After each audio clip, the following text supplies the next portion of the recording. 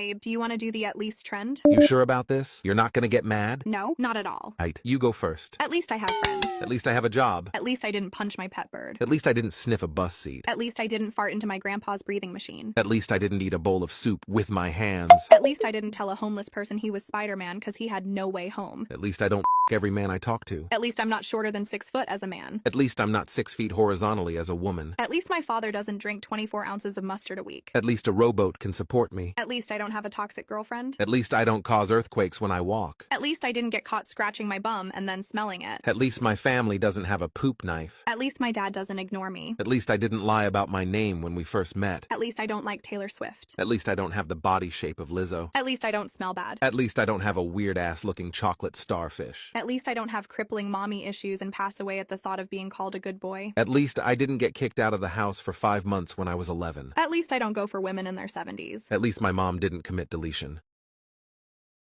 Hello? It's your turn?